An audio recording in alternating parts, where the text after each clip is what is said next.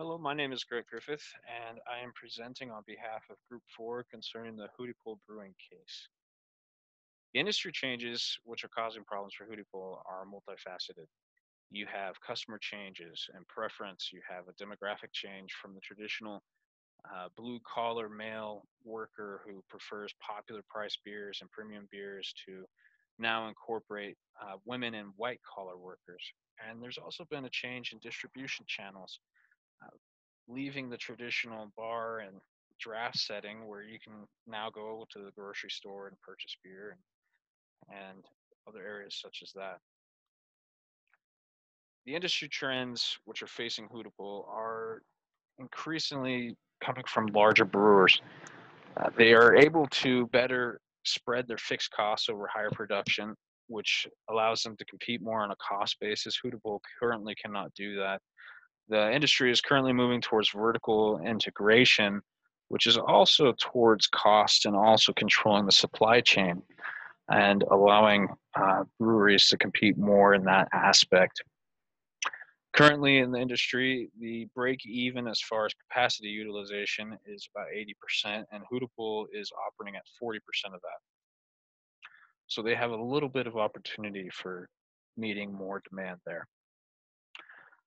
Bob Pohl is currently the manager of Hudepohl, and he expresses optimism in the company as a whole for the following reasons. In the last 4 months since his tenure, or since he began his tenure as manager, there's been a 7% gain of sales. There's hope that that will increase to 10%. The, the plant itself has a lot of capacity to produce a lot more product.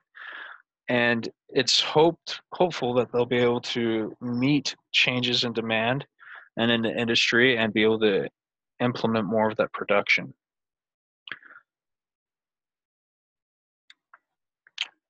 For value chain analysis, uh, there's it's broken out essentially into three parts: brewing, bottling, and distribution. For brewing, there currently is a lot of automated methods which have entered the industry for brewing itself.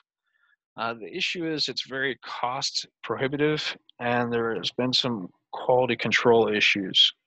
There is mentioning of some of the larger breweries being able to afford this new implementation, and they're starting to move towards that method. And within bottling, even there's been changes in how even cans are produced from a three-piece tin plate to a two-piece aluminum plate, which is also being able to reduce costs and increase efficiency. In fact, the line efficiency has increased by 123%.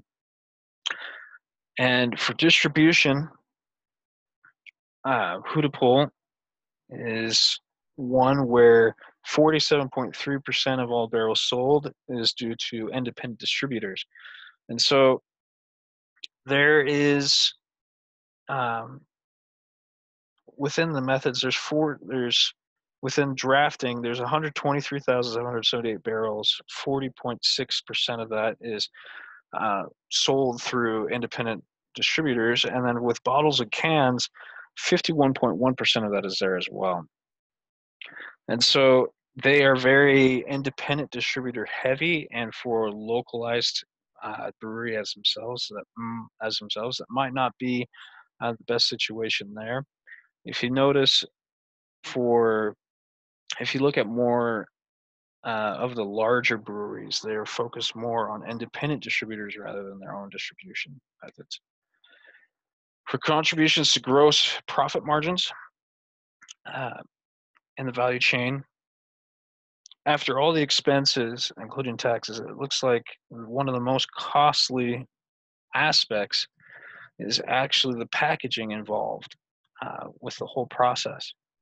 After each step, as you can see, it looks like they have about 2.9 million in revenue, and the packaging is about 60% of the cost of goods sold for each barrel. It's very costly. As far as strategies are concerned, we recommend that Hudepohl move more towards a national or regional footprint. They need to produce a premium beer, which has the benefit of no additional cost to produce, but it demands a higher price, and it helps to meet more recent demand. And there's mention of specialty beers, which might be a way to bolster sales and help to create new demand outside of Cincinnati. It might also be a way to hit lull, seasonal lull, if there is any.